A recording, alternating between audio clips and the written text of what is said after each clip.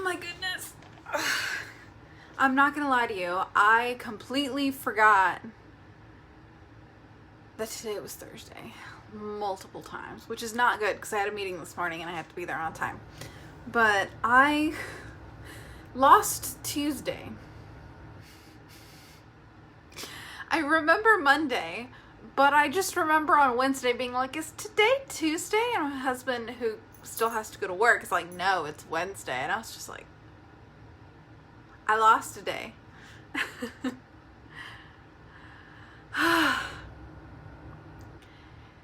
Yep.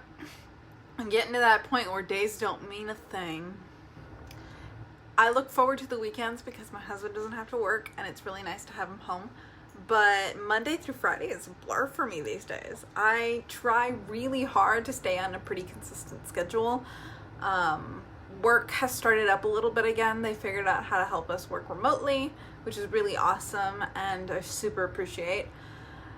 But whew, it is really hard to keep doing this. I thought that I would be okay because I've mentioned before I only work part-time, so I'm at home a lot. But I'm really not. I didn't realize just how much I depend on being able to go to the grocery store whenever I feel like it. Being able to, believe it or not, go see my in-laws. And we don't always get along, which is why usually it's like a mixed bag right there. Like, I'm like, sometimes yes, sometimes no. It depends how I'm feeling. But like, I would be all for going to visit them right about now. I didn't realize how much I relied on just being able to go out and see other people and have a good time. And it's, I've gotten to the point where I totally get cabin fever now. I'm just like, can I go? Can I leave?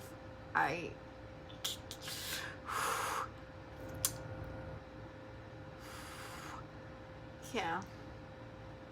You know that part in the movie where like somebody just eventually like who's been calm the whole time, like in this panic situation, just like snaps and they're just like all over the place, like, let me out, I can't handle this anymore. I'm really getting to that point. I just trying to find things to do regularly. So the last couple weeks were pretty good. I managed to be pretty good. I still am doing okay. I wash dishes every day. I make dinner now. Like, I'm doing all of these things to help maintain a fairly normal schedule. But last week I was doing crocheting and I think I may have hit my limit where I needed to take a break because I haven't done it in a while. Part of it is after I finish a project, I take a couple of days off and it's usually about the weekend by that point.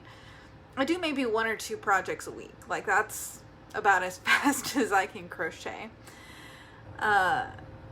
Maybe 3, but like 2 is like definitely a hard line there. And I ended up having to do an impromptu project over the weekend, which was my husband wanted me to crochet him a face mask because it's a little bit more breathable, and when he's not around people he just needs something to help kind of cover and everything. And they're really cool. You can like put a filter in and they're just a little bit more comfortable to wear. So I did, and I did that for like, he told me the night before he went to work that he wanted it for that next day, and so I got down to business, got everything together. I like knocked it out and like, I think we counted the hours of how long it took me. It was like 3 or 4 hours to like knock that little piece out. And it's just a repetitive task. Like, it's not like super mind busy. That's why I usually like will listen to podcasts now. I didn't used to, but now I do. I'll play some TV shows in the background. I just knocked out watching Community this last couple of weeks. Like, there's 6 seasons in Community, and I watched all of them in like a week or 2 because I was just like, every time I crochet, I just like put in the background noise, just, yeah, so I probably need to rewatch it at some point and be like, oh, that makes more sense because I wasn't looking at the screen. I'm rewatching Parks and Rec while simultaneously watching New Girl. I'm not quite sure. I love Parks and Rec, and I'm always watching it, but like New Girl, I don't know. I've never watched it before. I'm going to see if I can get into it. But also I'm crocheting, so I'm not 100% paying attention. So I have been doing a little bit of that. I bought a book. The Try Guys are one of my favorite people to watch. And they wrote a book forever ago. And I never bought it. And I said I was going to buy it. And it's been in my Amazon, like, save for later cart for, like, forever. And I finally bought it. And I'm reading it. And it's great. And I love it. But I'm still really antsy, and I have that cabin fever of, like, need to get out and move. So I try to read for a good chunk of time, and then I'll, like, do something else. And I'm just like, I'm gonna come out of this quarantine completely ADD. Like, they're just gonna be like, nope, that's, you wrecked your capacity to pay attention to anything for long periods of time. Just that feeling of wanting to go out. Like, all I want to do right now is stare at takeout menus, dreaming about eating at a, like, sitting down to eat at a, like, a dine-in place, and just, like, walking through a mall, and just, like, all the people, and, like, the noise, and just, that's what I need. I need to go be with people soon. Which is why it makes me that much more upset to watch the news these days. There's all of the protests and everything that's going on. And I get it. I really get that we need to go. Like, I told my husband to shave my other side of my head yesterday. This is this week. Yesterday. It was yesterday. Because I was just kind of done with my haircut and I wanted a new haircut. And I can't go get a new haircut or have a professional do it. So I had him shave the other side of my head, and you can't see it because my hair is still really long because he didn't want to take scissors to it, but, like, you can kind of see that he shaved that side of my head.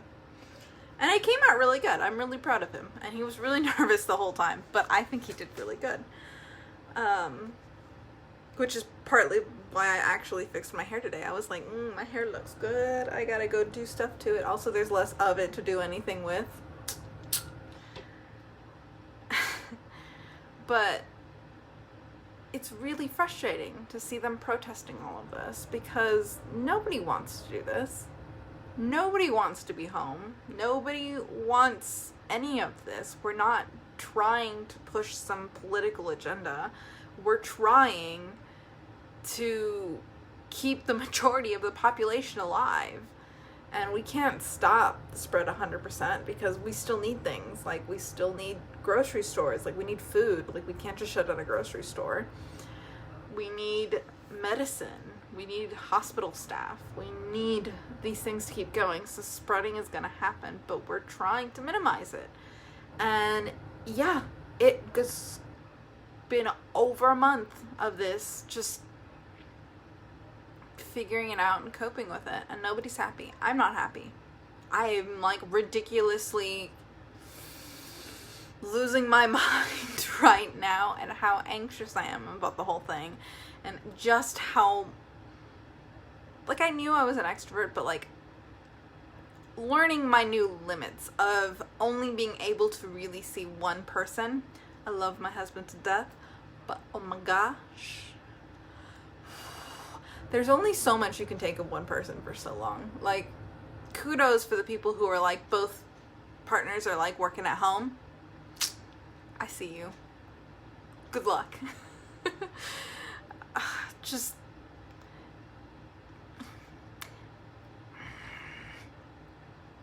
yeah. And knowing that when they go out there and they do these protests, and it's not just their lives that they're risking, it's everyone's lives. It's the police officers have to break up stuff. It's the people on the streets that have to be there to try to get to work. It's everyone out there who's also getting their lives risked because these people feel entitled to something. And I get it. If I knew that it would be safe to go outside and get a haircut and buy sushi and go shopping for nothing in particular, I'd be out there yelling that we needed to open stuff up too. But all of the people who know what they're doing, all of the people who this is their job to know how to handle this, are saying we're not ready yet. We're saying it's not time. And I wish they were saying something different, because again, I'm losing my mind in this house. just not good. But they know what they're talking about. So until they tell me that it's okay to start going outside, I'm here. I'm gonna stay here. I'm gonna do my best to support small businesses in any way I can. Most of the time it's going to be shopping and still ordering takeout, because that's how we can help right now. I am going to keep teaching my cats new tricks. They sit on command, which is pretty awesome. I didn't think I could do it, but I did. I'm going to keep crocheting some cool projects. I have a frog in process and a dragon and a dinosaur. I have to make a lovey for a friend, which is going to be really cute because she's got a baby coming in July. I hope to have it done by then. I'm going to keep trying to figure out new recipes to keep me entertained. And I'm going to keep on the best I can. I'm going to read books and watch TV shows until my brain rots itself. I'm going to keep calling my friends whenever I'm losing my mind to get a conversation or to play games or whatever that it's going to be that day. Because this is what we have to do to take care of each other. This is where we're at right now.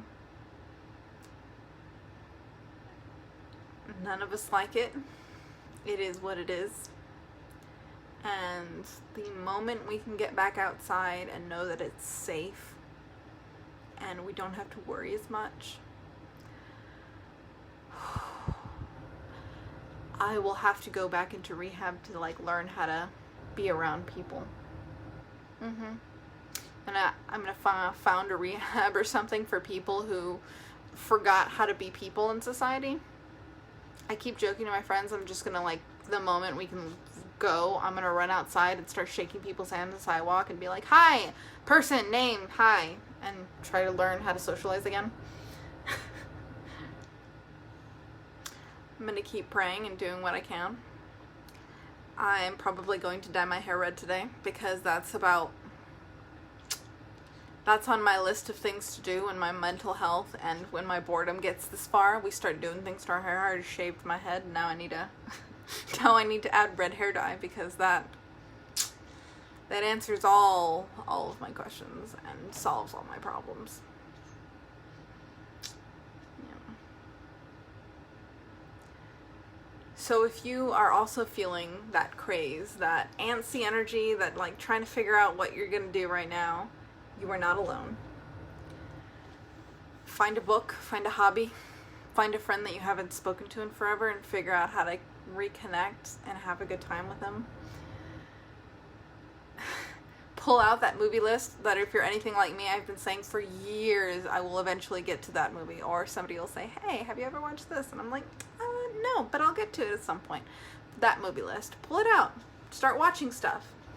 Start sharing Netflix passwords with your friends and figuring out how to watch that TV series. I gave my friend a code for a digital copy of a movie that I had that I never used. And so now they have another movie that they can watch. I finally caved and started writing letters to friends. And I bought stamps online and a whole kit to send packages to my family, because I've been meaning to send this to my mother, but I did not have an envelope. And the optimist in me said that it was going to be over soon and wouldn't have to worry about it. And it's not over, and I finally just ordered the package. And I'm going to go ahead and just shove it in there and send it out at some point. And I'm just going to keep on figuring out what to do one day at a time. I'm probably going to start doing my makeup and hair more often. Partly because I'm going to have a new thing with my hair, it's going to look different. Partly because I need something to do, and it's really fun to do my makeup. I'm going to try to upload a lot of pictures because it's probably going to happen. If it doesn't happen, there will not be pictures, and I'm just going to look back on this and be like, yeah, you were probably overestimating your motivation at this point. Might start reading all of these books that I have. I've read about half the books in the house now. It used to be that I kind of read all the books I owned in the house, and now it's only half because the other half are my husband's, and I've never read his books. Partly because he's got an entire collection of philosophy books here, and I'm not that kind of person that I think philosophy's amazing. Like, I'm just gonna grab one. Which one's this one? Plato. He's got a book on Plato. Because this is what my husband thinks is fun to read. Like, this is probably light reading. He says he's read all of the small text too. He says he's read all of these, and I absolutely believe him because he is a well of knowledge, let me tell you.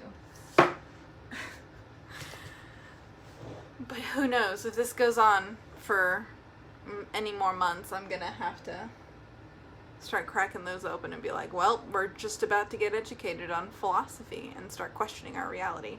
So if my next vlog ends up being something like, have you ever considered the state of humanity, where we are, our morals, you can blame those books.